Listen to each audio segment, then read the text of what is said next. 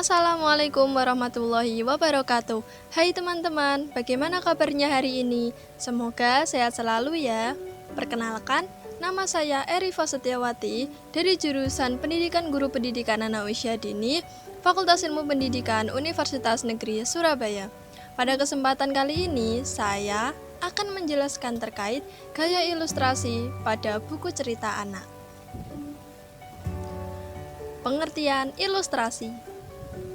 Menurut Ross, dalam ULA pada tahun 2014 ke halaman 30, ilustrasi adalah gambar atau lukisan yang berfungsi untuk memperjelas atau memperindah suatu tampilan secara visual dalam bentuk individu dengan penuh warna, baik hitam putih atau permainan kontras.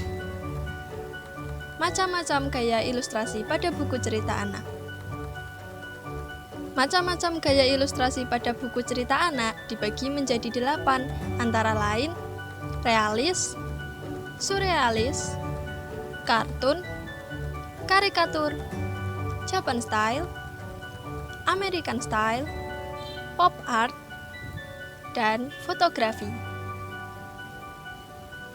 Berikut penjabaran dari macam-macam gaya ilustrasi pada buku cerita anak. Yang pertama adalah ilustrasi realis. Gaya ilustrasi realis adalah gaya gambar yang merujuk pada kesamaan objek yang digambar, nyata dan benar-benar ada. Contoh pada buku cerita anak yakni Anne of Green Gables by L.M. Montgomery dengan jumlah halaman 62 halaman.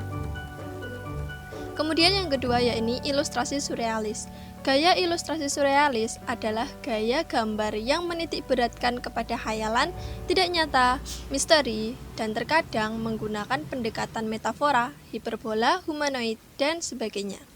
Contoh pada buku cerita anak yakni How the Grinch Stole Christmas by Dr. Seuss dengan jumlah halaman 64 halaman.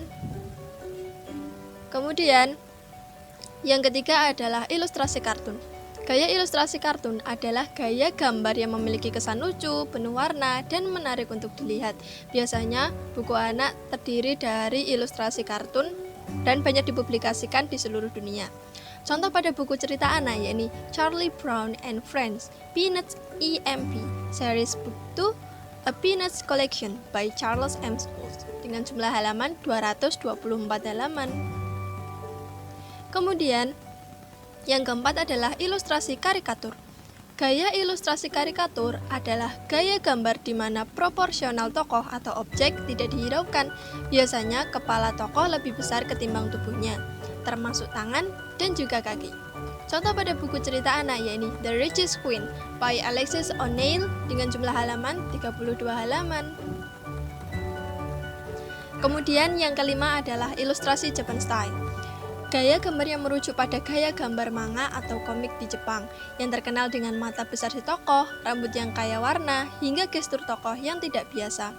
Contoh pada buku cerita anak yakni The Big Adventures Machiko by Tomomi Mizuna dengan jumlah halaman 189 halaman.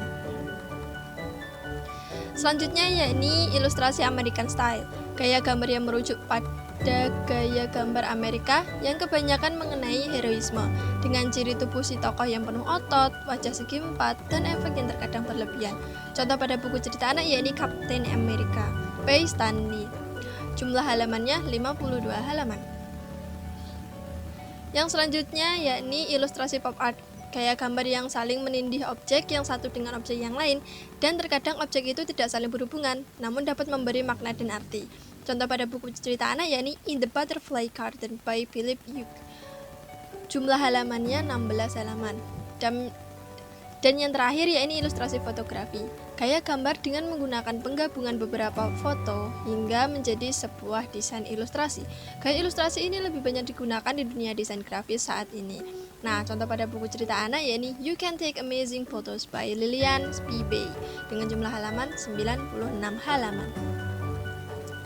Yang selanjutnya yakni manfaat mengetahui teknik ilustrasi. Apa sih manfaat mengetahui teknik ilustrasi? Yang pertama, meningkatkan suatu nilai estetika sebuah gambar atau tulisan.